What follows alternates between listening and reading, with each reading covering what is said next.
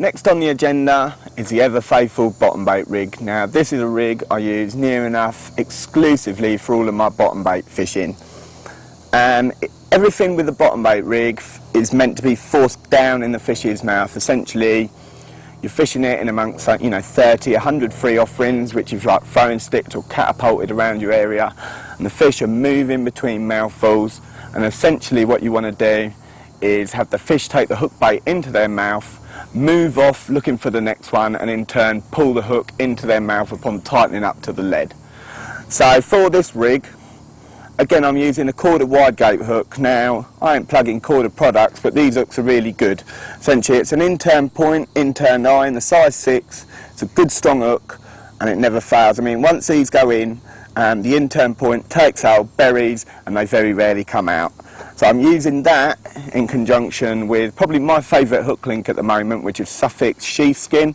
Really good. This one's in the sandy colour. Again, my mate Martin Pick showed me it. It's got really nice properties. It's got like a nice stiff coating. Not too stiff, but not too supple. Hang on, let me just turn the water off. Yeah, not too stiff, not too supple, and the braid inside is really nice as well. So again, all you need to do is strip off probably about 3 inches, something like that.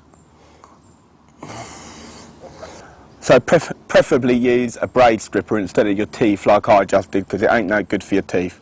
Now you've probably got about 4 inches of the exposed braid. In this case it hasn't got a fleck, it's like a Dyneema braid, it's quite yellow, it's quite nice, a little bit stiffer than the Cam Fusion. Now what you do, you thread it on the inside of the eye to the outside, leaving a good length of hair. I mean, in this case I probably want about 3/4 of an inch of the exposed braid, just to allow a bit of movement in the fish's mouth. Okay, tie a simple no knot rig again. So what we do, we go again from this side, 1, 2, 3, 4, 5. One for luck. Making sure to keep it tight, because you don't want it unravelling, because that will create a bad knot. Push it back through the outside of the eye to the inside, so the hook link is leaving on the inside of the eye. So basically what I want the hair to leave on the bend of the hook. Essentially I want the hair to be perpendicular with where the hook link is once the rig's finished. So my preference for this is Fox thick-walled. It's in the green, it's like a translucent green, thick-walled 0.5mm silicone tubing, and what you do, you snip off probably about 2mm, something like that. I found this one's really good because it's quite thick-walled. It doesn't split on like a big chuck or anything like that. Thread that onto the hook link, like so. I mean, see how sharp they are, it's hooked out. You know it's a good rig when the old hook hooks into your hand as you're tying it. Wet the eye a little bit to allow you to pass the silicone over, and then pass the silicone over the knot and up the shank. As you can see there, I'm moving it round to the place that I want the hair to leave the bend of the hook, as you can see. Then what you're doing is get yourself some shrink tubing. In this case I've got Lockheed's shrink tubing from Solar. Good stuff. Probably want about 3/4 of an inch, not too long. Cut that off. Pass your hook link through the shrink tubing, up the hook link, like so. Wet the eye a little bit to allow the tubing to go on easier, and pass it up and over the eye, covering the knot. So what you've got is a little bit of shrink tubing mounted on there, ready to be shrunk down in your kettle. Now the idea being is that what you're doing, you're creating a cranked over hook. So when you shrink the tubing down, you want this tubing here to accentuate the in-turned eye of the hook to create a flip over effect. When it goes into the fish's mouth, the fish tightens to the lead and basically pulls the hook into itself. As you can see, I've probably got about 3/4 of an inch of the exposed braid there. Some people prefer it a bit longer, a couple of inches. Some people prefer it a little bit shorter.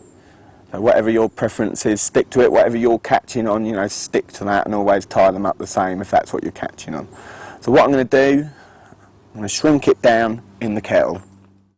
Right, I've got the water nice and hot. So what I'm going to do, I'm going to take a pair of artery forceps like that, hold on to the bend of the hook,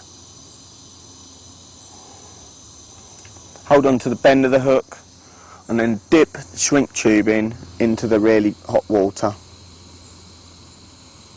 until it's fully shrunk down, which it has there. And as you can see, that's the finished product.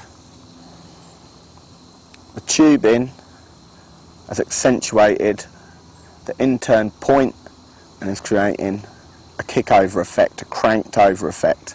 Now this is what I was talking about. You want the hair to leave the hook bend perpendicular level with the hook link. As you can see, that's perfectly straight. And I've talked with a fair few people in the past about where to situate the tubing, this bit of silicone tubing. Some people prefer it further round by the barb, but that's where I prefer it, just about there. So now it's just a case of mounting the bait onto it. Now I prefer to leave probably about a centimetre, just over a centimetre, between the top of the bait here and where the hair leaves the bend. So again, all you need to do is form your loop a little bit, offer up the bait onto the hair. Check that it's about a centimetre, something like that. That's a bit short, so I'll lengthen it just a little bit. Offer it up again, have a little look. Yeah, that's about right. And then form the hair. So all you need to do is just form the loop. Again, just get yourself a little baiting needle. Pull the loop through itself. A simple overhand loop, like so. Nice and easy. Pull it tight, so it doesn't unravel. Get yourself a nice sharp pair of scissors. Chop off the little tag end there.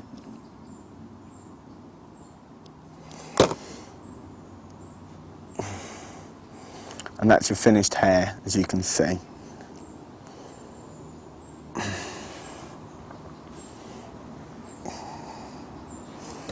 So it's just a case of mounting the bait now. Once again, it's nice little pineapple bottom bait in the yellow. I'm a real fan of yellow baits. Mount the bait onto the hair, like so. Get yourself a boilie stop.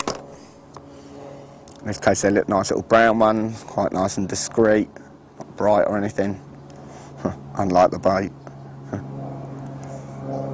Put it through the loop, pull it tight, snip off the excess boilie stops, like so, and then move the silicone round, just move slightly, and there we have it. That's the old bottom bait rig, and that's one of my absolute favourites, that one. Wherever I've fished, I've pretty much caught on it. It's nice and simple. Again, everything's got to be balanced. You don't want too big a hook in relation to the bait size. So for example, as I've said, this is a size 6 hook, and these type of hooks, they are slightly big for their size, with a nice 16mm bait, and that works absolutely perfectly.